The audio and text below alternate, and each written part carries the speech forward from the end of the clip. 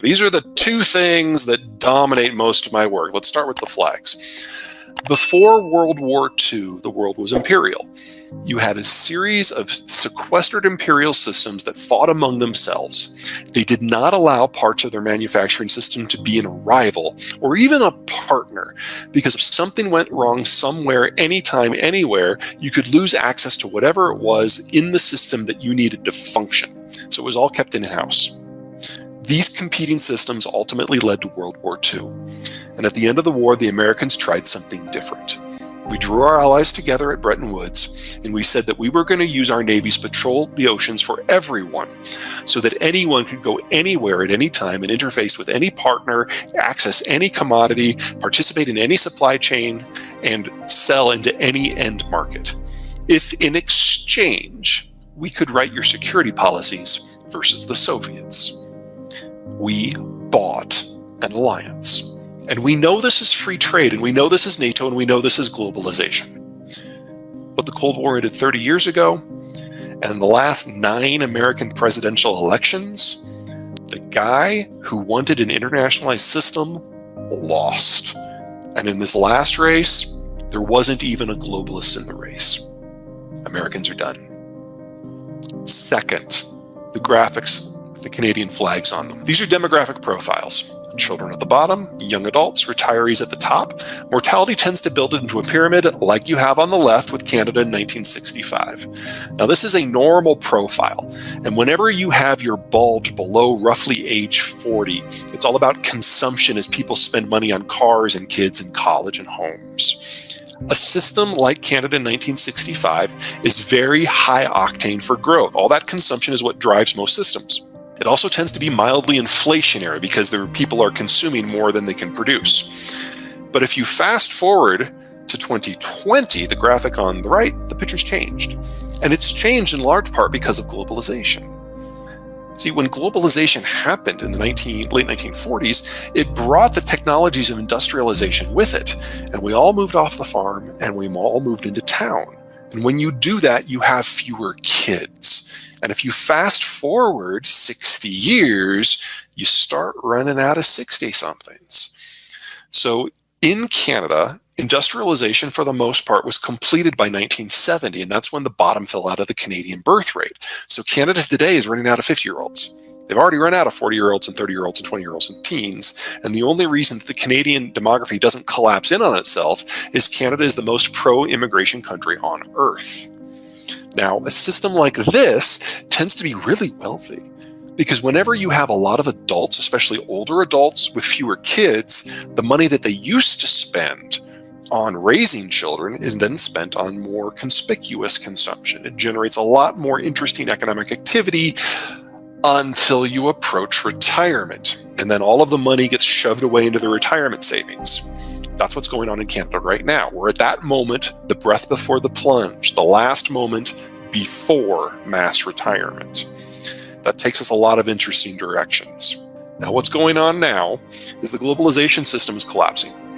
This is total American troops stationed abroad since World War II. The numbers have been trending down for quite some time.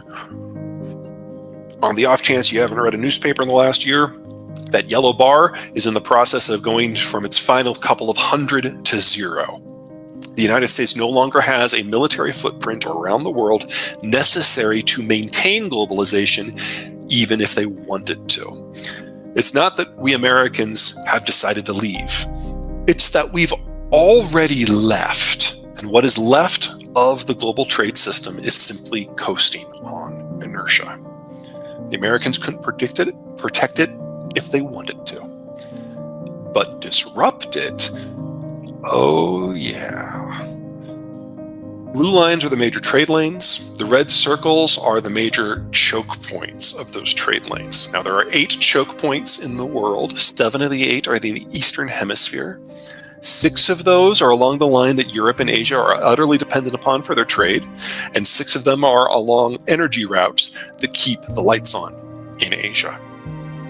No country on Earth can reach more than 2 of them in force, except the United States, which can reach them all. So 2 things. If you want to worry about something, worry about this. If you remove the United States, those choke points become very choky.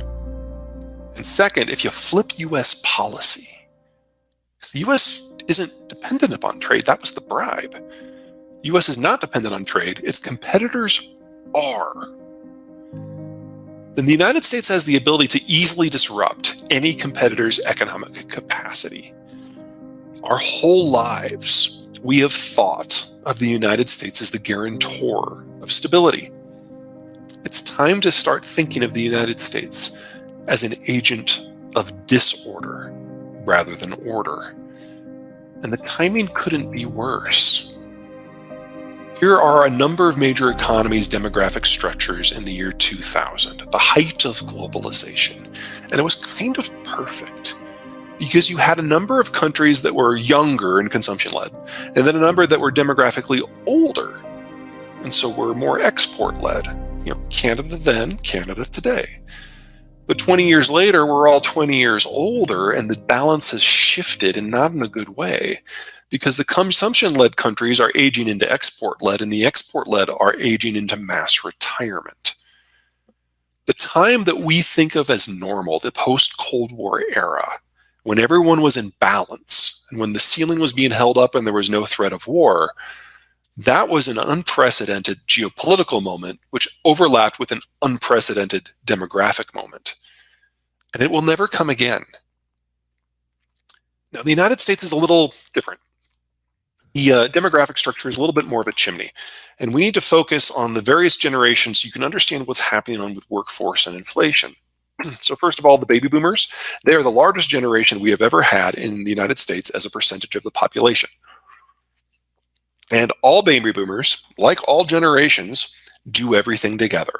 Born at the same time, go to school at the same time, get married at roughly the same time, start families at the same time, retire at the same time. Now, baby boomers are the American centerweight when it comes to upper management and agriculture and blue-collar work and trucking. They're concentrated in specific types of sectors, and they're now all leaving the workforce at the same time. On average, the American baby boomers leave the workforce this year.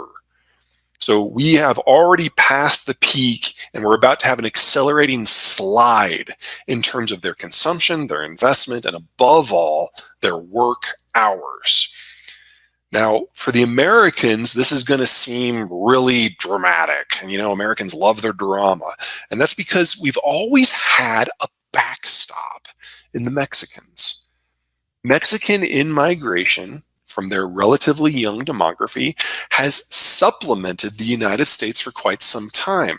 But look what happened 25 years ago. When the tequila crisis happened, the Mexicans tripled down on operationalizing NAFTA, and Mexico belatedly, finally began industrializing for real. And so we saw the drop in birth rate. Well, you fast forward today, and the Mexicans will never have the degree of population among their youth that they have had in the past relative to their population, which means in-migration to the United States cannot happen as it has before. In fact, in-migration has already been negative for 11 of the last 12 years. So even a minor adjustment is going to feel really out of whack to Americans, and we're going to bitch and moan about higher labor costs for years. But it's nothing compared to what the rest of the world is going through. For example, Canada. The Canadians have the same in-progress mass retirement effect of the baby boomers. But Canada's baby boomer generation is roughly a third larger relative to the overall population as the American boomer cadre.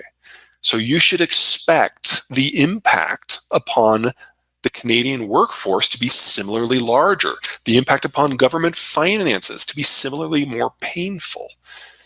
And there's an investment side to this too, because as you age, the way you invest changes.